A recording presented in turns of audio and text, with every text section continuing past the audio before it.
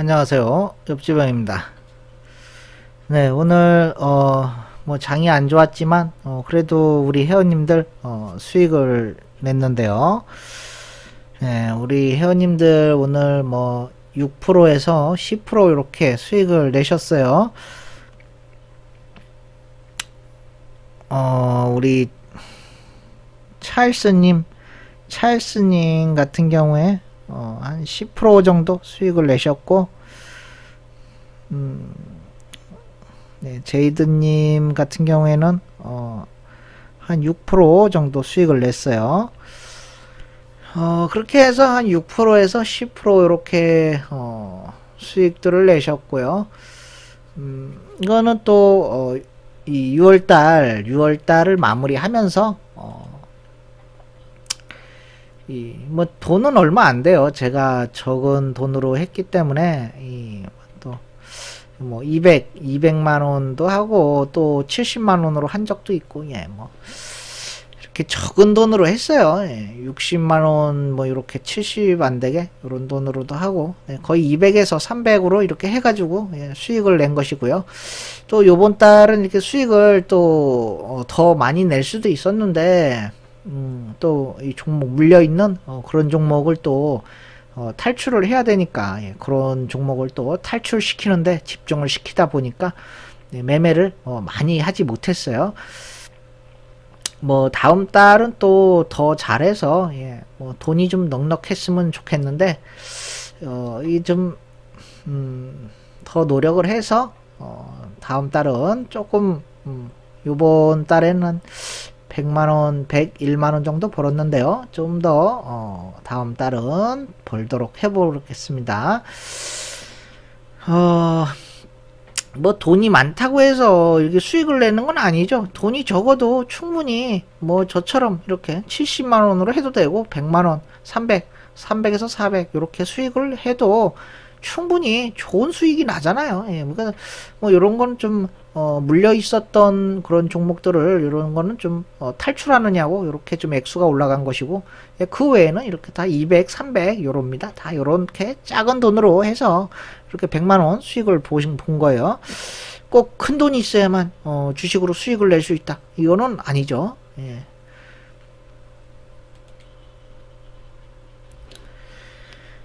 네, 여러분들도 뭐 꼭 내가 이렇게 큰 돈이 아니어도, 아니 큰 돈이 없어도 전업할 수 있는 거잖아요. 네, 꼭 내가 막 한 뭐 1억씩 가지고 있어야지, 뭐 5천에서 1억 이상 있어야지 꼭 전업할 수 있는 건 아니다. 돈이 없는 사람도 충분히 매달 수익을 꾸준히 낼 수 있다. 뭐 실력이 문제지 돈이 문제겠습니까? 근데 돈도 너무 없으면 좀 힘들죠. 너무 없으면 힘들어.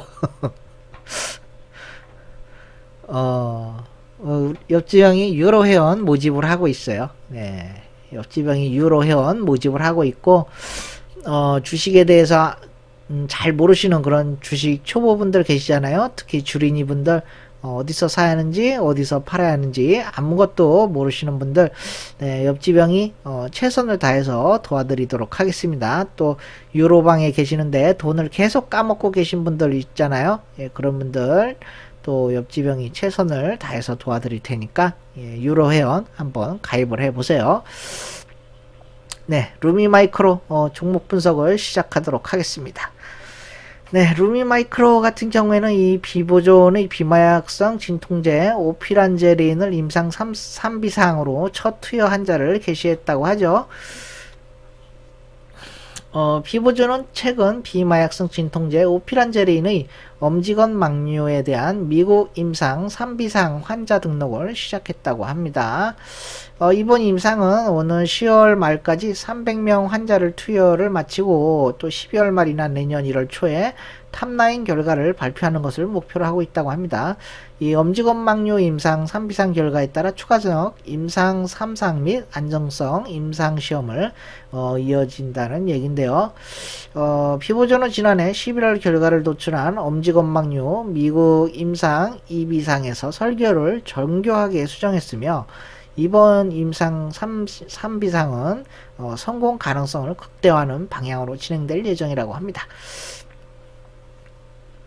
어때요, 여러분? 이 좀 보이지 않습니까? 뭔가 잘 될 것 같은 그런 느낌이 확 오는데요. 근데 임상 3상 같은 경우에는 10군데가 도전을 해도 10군데 다 떨어지는 경우도 있어요. 바늘구멍 통과하는 것보다 어렵다고 하죠. 그러니까 너무 이렇게 막 기대감을 갖기보다는 이것이 성공할까 안 할까 이런 걸 생각하지 마시고 이것으로 인한 기대감으로 상승하는 걸 그걸 노려야 되는 거예요. 그냥 요런 지금 상승할지 안 할 이제 이건 성공할지 안 할지 이런 건 잘 모르잖아요. 우리가 성공할지 안 할지는 잘 모르는데 지금 뭔가 요런 기대감을 주고 있다. 오피란제린으로 기대감을 주고 있다. 이것으로 성공할지 안 할지 모르겠지만 뭔가 모르게 엄청난 기대감을 주고 있다라고 생각이 들고요. 그럼 기대감으로 이렇게 상승할 수 있는 거예요. 오늘도 거래량이 들어갔죠. 거래량이 들어가면서 살짝 망치가 되면서 윗꼬리가 살짝 생겼는데요.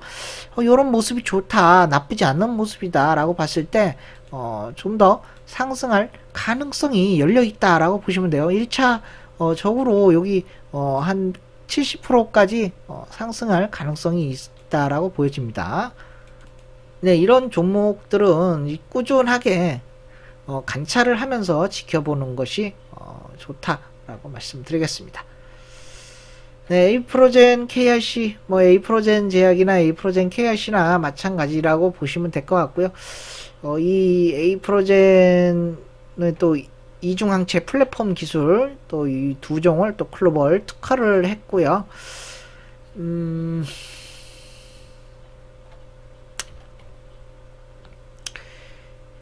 이중항체 플랫폼 기술, 두 가지 기술은 각기 다른 장점을 가지고 있으며 자산은 이중항체를 통해 유도하고자 하는 면역 기능의 종류나 적용 대상이 되는 항체의 특성에 따라서 가장 적합한 이중항체를 설계할 수 있는 기술적 유연성을 갖고 있다고 합니다. 에이프로젠은 에이프로젠 KRC가 소유한 이런 항체와 또 CD43의 항체에 여러 기술적을 적용해서 3중 음성 유방암 치료제와 급성 백혈병 치료제를 개발하고 있다고 하네요. 2015년에 개발한 이런 차단 융합 항체에도 이중 항체 기술을 적용해서 이런 나쁜 생명체로 인해 개발 중인 것으로 치료제를 개발 중인 것으로 있어요. 다 이 에이프로젠 KRC, 에이프로젠 제약, 에이프로젠 HNG 이런 형제들이죠. 이런 형제들을 전체적으로 상승 효과가 일어날 수 있다라고 보시면 될 것 같습니다. 네, 이 차트로 봤을 때 지금 나쁘지 않습니다. 요것도 마찬가지죠. 에이프로젠 KRC도 삼각 수렴이 일어났죠. 삼각 수렴이 일어나고 나서 어떻게 됐어요? 뭔가 거래량이 폭발을 했죠. 이 거래량이 폭발을 하면서 이제 뭔가 신호탄을 쏘아 올렸다라고 보시면 돼요. 상승으로 가기 위한 신호탄을 탁 쏜 거예요. 그러면 어떻게 돼요? 그럼 신호탄 쏘면 이렇게 막바로 그냥 날아가야 돼요? 이건 아니죠. 이렇게는 안 날아가죠. 이렇게 날아가는 건 거의 드물다라고 보시면 될 것 같고요. 일단은 이렇게 상승 신호탄을 쏘고 나면 박스권으로 가는 것이 인지상정이다라고 보시면 될 것 같아요. 이런 식으로 가다가 다시 또 이렇게 상승을 보여주게 되는 것이죠. 이 많은 사람들이 아닙니다. 이 얘기는 하면 안 되겠네. 남선 알루미늄. 네, 남선 알루미늄 같은 경우에는 이낙연 전 총리 테마죠. 지금 이 대권 주자로 봤을 때 이낙연 전 총리가 1등이죠. 그 다음에 이재명이가 2등이고 그 다음에 또 윤석열이가 3등인가요? 하여튼 이런 식으로 돼 있는데 지금 가장 유력한 후보가 이낙연 전 총리 아닙니까? 또 새로운 그런 사람이 나타날 수도 있겠죠. 대선 전까지는 또 누가 이렇게 진짜 대통령이 될지는 아무도 모르니까요. 지금은 그냥 이 후보 중에서 제일 순위가 높은 사람이 이낙연 전 총리라고 볼 수 있겠고요. 네, 지금 이 종목 같은 경우에는 살짝 61선까지 여기 떨어진 적이 있었는데요. 여기서 더 61선으로 떨어지지 않죠. 떨어지지 않으면서도 이렇게 좀 이상하죠. 이렇게 옆으로 기어가고 있어요. 박스권을 유지하면서 옆으로 계속 가고 있어요. 왜 옆으로 계속 가고 있을까요? 이렇게 또 밑으로 떨어뜨리지도 않고 이 정도로 갔으면 이렇게 좀 떨어질 만도 한데 떨어지질 않고 있단 말이에요. 근데 또 오늘 같은 경우에는 또 살짝 더 밑으로 떨어지려고 이렇게 방향을 살짝 틀었어요. 거래량은 근데 많이 없는데 여기서 중요한 것은 이 박스권을 깨냐 안 깨냐가 중요해요. 요 박스권을 만약에 깨고 내려온다면 이런 배열 자체가 깨질 확률이 높아요. 요 배열이 깨지게 되면 61선으로 이렇게 하락을 할 수도 있죠. 이렇게 하락할 수도 있고 또 61선을 더 하락할 수도 있어요. 그러나 요 배열이 깨지지 않으면 여기서 양봉 하나만 나와줘도 양봉 하나만 나오고 거래량이 하나만 증가한 게 나와도 다시 또 핸들을 트는 것이죠. 어디로부터 핸들을 트냐? 요 위로 7,000원 위로 방향을 틀어서 이렇게 올라갈 확률이 높다라고 보시면 될 것 같습니다. 네, 저는 뭐 좋게 보고 있고요. 이게 설사 떨어진다고 해도 이렇게 61선까지밖에 안 떨어질 가능성이 높아요. 그러고 나서 다시 또 재차 끌어올릴 확률이 높다라고 볼 수 있겠습니다.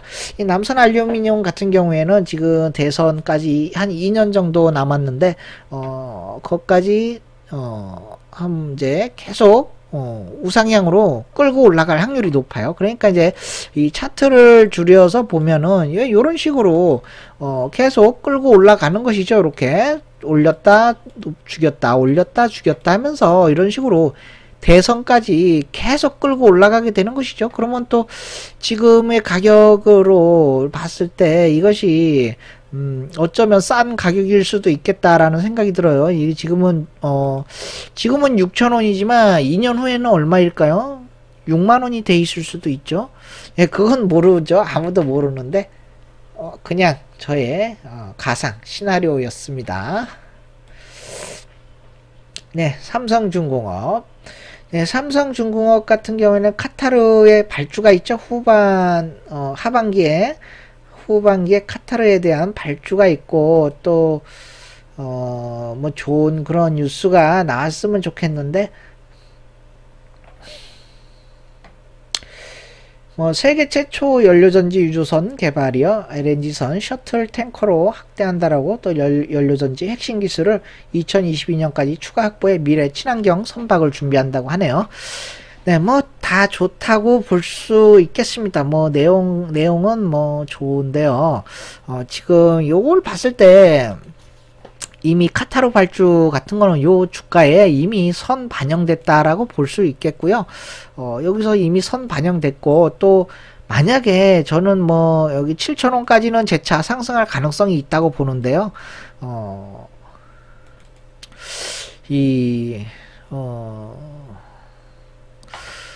요런 해운 쪽이 좋다고 보지 않습니다. 저는 해운이 이런 해운이 좋은 적이 한 번도 없어요. 이거 뭐 잠깐 이슈로 상승을 한 적은 있어도 그 이슈를 갖고 계속 끌고 올라가지를 못하더라고요. 그러니까 요런 식이죠.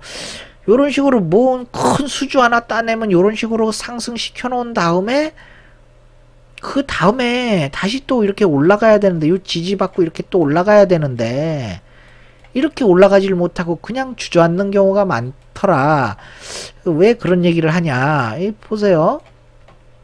상승으로 가는 듯 하다가 하락으로 가고 말아요. 이런 식으로 상승했다 하락으로 가고 여기서도 마찬가지예요. 상승했다가 다시 또 하락으로 갈 확률이 높단 말입니다.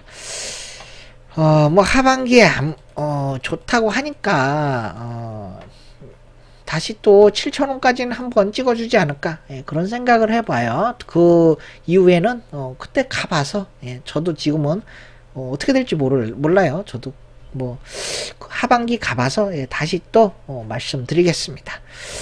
예, 쌍용차 같은 경우에 지금 이 높이 상승을 좀 보였었는데요. 여기서 이렇게 한 번, 두 번, 세 번, 네 번, 이런 식으로 큰 상승을 보이고 나서 장대 음봉으로 쏟아냈죠. 쏟아내고 나서 이렇게 떨어지면서 이런 반등을 보인 것이고요. 이것은 뭐 상승하려고 하는 것이 아니라 이 높은 데서 떨어지면서 반등을 보인 그런 모습이에요. 이 쌍용차 같은 경우에는 지금 이런 전기차를 만드는 회사죠. 이 BYD.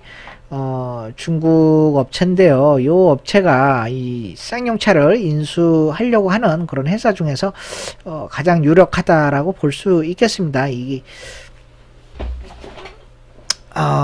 마인드라가 이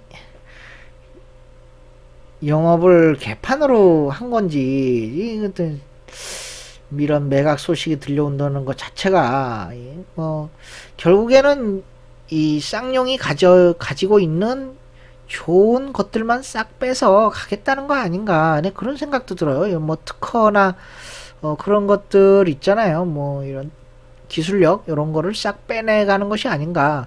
뭐 계속 자기들이 가지려고 하는 것이 아니라 이 지금 뭐 팔아치우려고 하는 그런 걸로 보이니까요.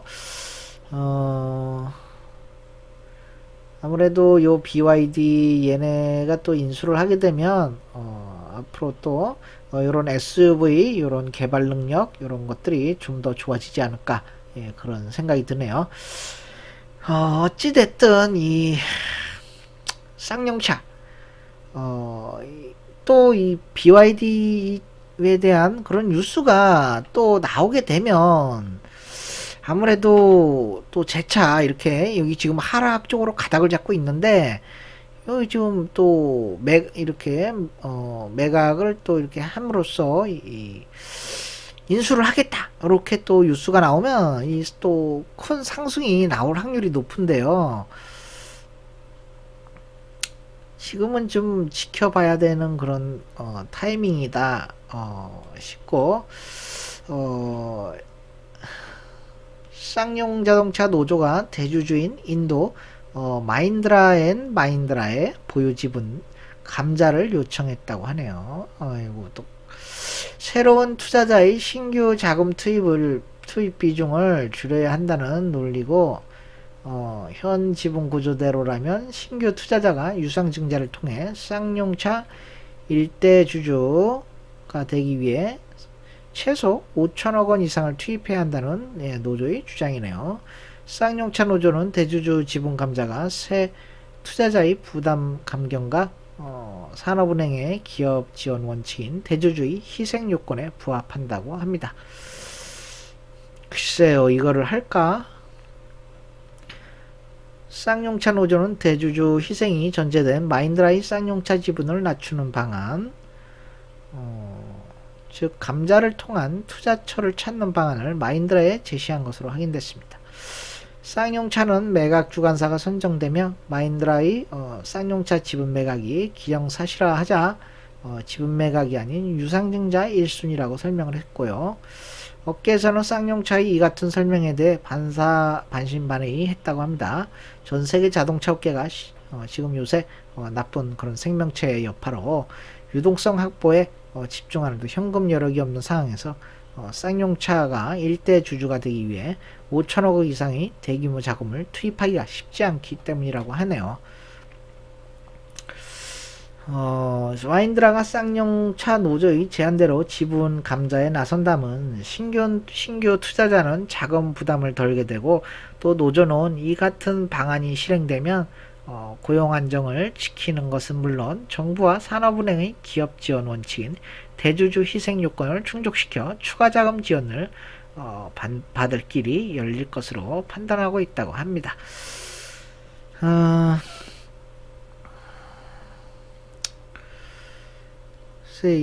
뭐 중국 BYD 얘네들이 인수를 했으면 좋겠는데 이 마인드라 얘들이 좀 적극적으로 나서는 것 같지가 않죠. 아무래도, 예. 시노팩스 지금 좀 음봉으로 떨어질 확률이 좀 있을 것 같아요. 이렇게 매물 소화를 하면서 이렇게 좀 떨어지는 살짝 떨어지는 모습인데요. 요 모습 같은 경우에는 일단